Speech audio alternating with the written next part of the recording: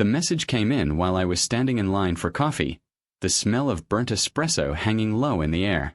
My phone vibrated against the counter, screen lighting up my hands. I almost ignored it. Almost. The name stopped me. "We just need you at our wedding for closure." I read it twice, slowly, like spacing the words out might change what they meant. Outside, traffic rolled past in a steady hiss. Someone behind me cleared their throat. The barista called a name that wasn't mine. 4 years collapsed inward, neat and sudden. My name is Michael. I'm 32 years old. I work as a civil engineer for the city, the kind of job that rewards patience and punishes shortcuts. I spend my days checking measurements, making sure things line up the way they're supposed to. I used to believe relationships worked the same way. If you were careful, if you showed up, the structure would hold. 4 years ago, I caught her with my best friend in the kitchen of a rental house we'd all shared weekends in. I remember the smell first, beer and dish soap, the window cracked open to let the summer heat escape. I remember my keys hitting the counter louder than I meant them to. They both froze like they'd been caught mid-sentence, eyes wide, guilty in different ways. He looked ashamed. She looked annoyed, as if I'd interrupted something. I didn't yell. I never do. I asked one question quietly. Neither of them answered it. After that, things ended the way fires do when the oxygen runs out. Slowly, unevenly, leaving behind smoke that lingers longer than it should. I moved apartments, changed gyms, stopped answering certain group chats. Mutual friends did what people do best. They minimized. It's complicated. They didn't mean to hurt you. You should talk it out. I listened less each time. The coffee line moved. I stepped forward, ordered out of habit. When my cup slid across the counter, I wrapped my hands around it, welcomed the heat. My phone buzzed again. Another message, softer this time. It would mean a lot. For everyone. I typed 3 words and deleted them. Typed again. Deleted again. Then I wrote no thanks. I didn't add punctuation. I didn't explain. I put the phone face down on the table and sat there until the coffee cooled enough to drink. I thought that would be the end of it. A clean edge. A boundary quietly placed. It wasn't. That afternoon, my sister Claire called from her car, turn signal clicking in the background. She teaches high school English and has a habit of chewing pens down to nothing. "Why are people asking me if you're okay?" she said. "Did something happen?" I told her about the text. She went quiet for a beat. "You don't owe them anything," she said, firm. "You know that, right?" "I do," I said. And I did. Mostly. By evening, messages started trickling in from names I hadn't seen in years. "Hey man, random question. Are you coming to the wedding? Everything all right?" The wording shifted, but the concern underneath felt rehearsed. Like they'd been comparing notes. I stood at my apartment window, city lights blinking on as dusk settled. The air smelled like rain and hot pavement. Somewhere below, someone laughed too loudly. I felt the old reflex kick in, the urge to smooth things over to make it easier for everyone else. Instead, I stayed still. Because 4 years after I'd caught her with my best friend, I'd moved on with my life. And now, inexplicably, my absence seemed to be doing something my presence never had. It was never about me. The next morning, the city woke up gray and damp, the kind of weather that softens edges and makes everything feel unfinished. I took the long way to work, windshield wipers ticking a steady rhythm, coffee cooling in the cup holder.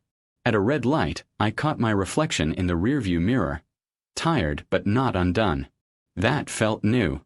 At the office, the air smelled like printer toner and stale pastries from a meeting I'd missed. I settled into my desk, opened a set of plans, and tried to focus. Numbers usually steady me. Measurements don't argue. They don't rewrite themselves after the fact. But my phone kept lighting up, face down on the wood, a quiet insistence.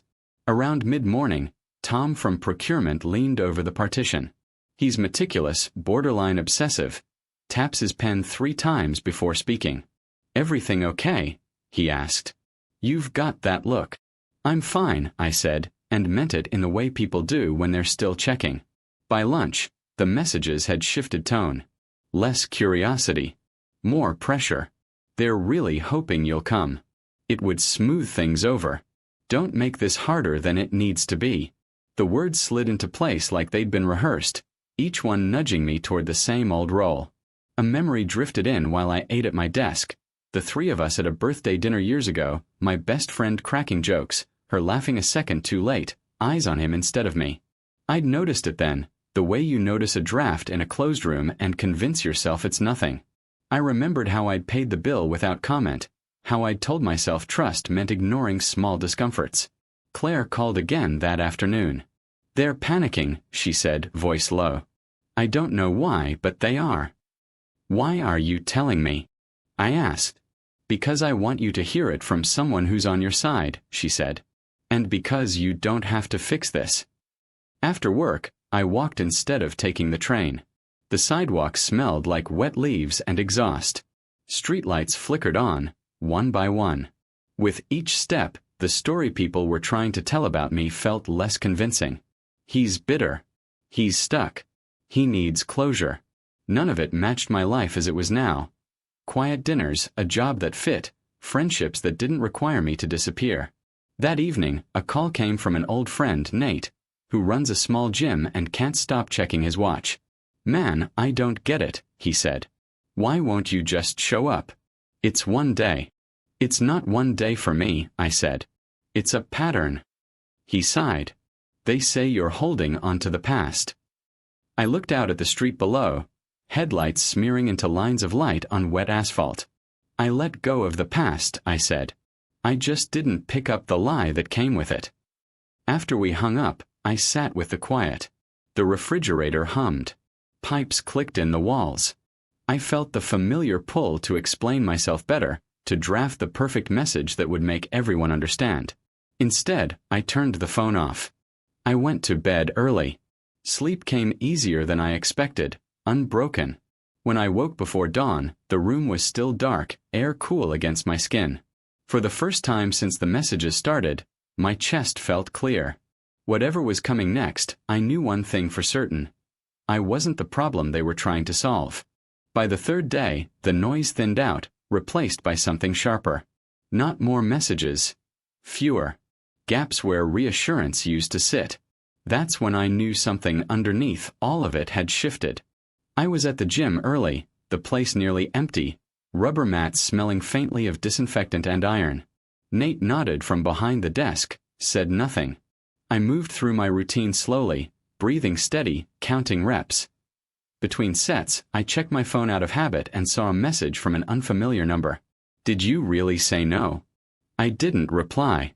Another memory drifted in without warning. The week after I'd caught them. Sitting across from her at a cafe, sunlight cutting through the blinds, her stirring the same cup of tea over and over until the spoon clinked. "I just need time," she'd said. "Don't make me choose sides." I remembered agreeing, thinking patience was maturity. I remembered how that patience had quietly erased me. Later that afternoon, Claire forwarded me a screenshot she'd been sent. A group chat I wasn't part of. My name circled in speculation. If he doesn't come, people will ask questions. It'll look bad. He's the only loose end. Loose end.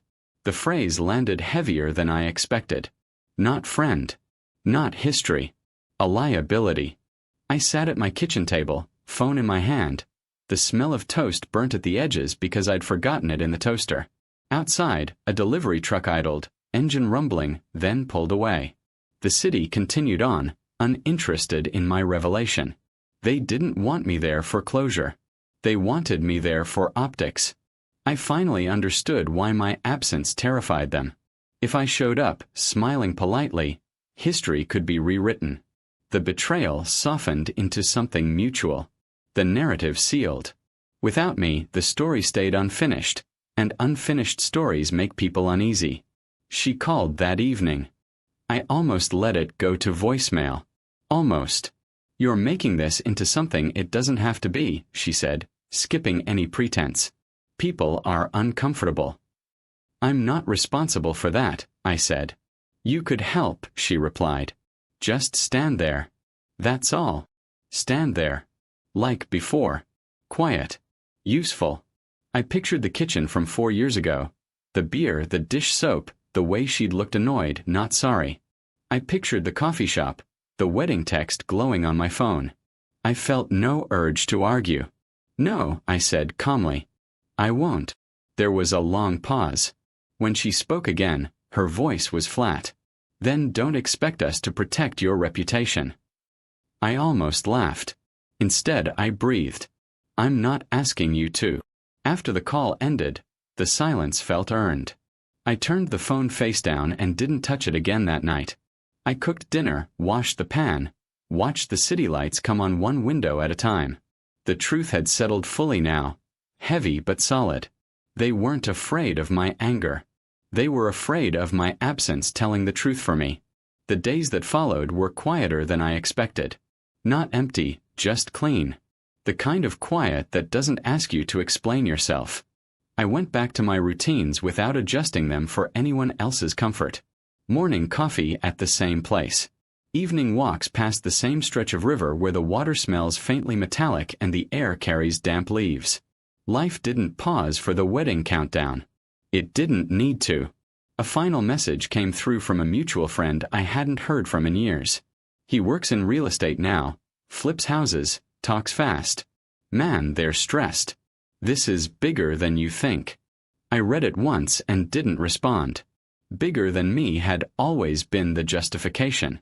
It was the excuse that made everything else reasonable. Claire came over one night with takeout, paper bags warm with steam. We ate at the small table, cartons between us. You know, she said, nudging noodles around with her fork, people get nervous when they can't control the ending. I nodded. The smell of soy sauce and fried garlic filled the room. I'm not trying to control anything, I said. I just don't want to be used to make it neat. She smiled, the quiet kind. That's growth, she said, then changed the subject like she always does when she's said enough. The wedding came and went. I know because the city filled with photos the next day. Posed smiles, filtered light, captions about new beginnings. I scrolled past them without stopping. At work, a bridge inspection ran long. We stood in the cold, wind cutting through jackets, traffic roaring underneath. I checked measurements twice. Everything lined up. That night, alone in my apartment, I washed dishes and listened to the water run. I thought about closure, the word they'd used like a favor. Closure isn't something someone else gives you by standing in a room. It's something you build when you stop agreeing to be edited out of your own story. I set my phone on the counter, face down, and turned off the light. The room went dark except for the glow from the street outside. I breathed, steady and unhurried. There was nothing left to say. I left the story behind.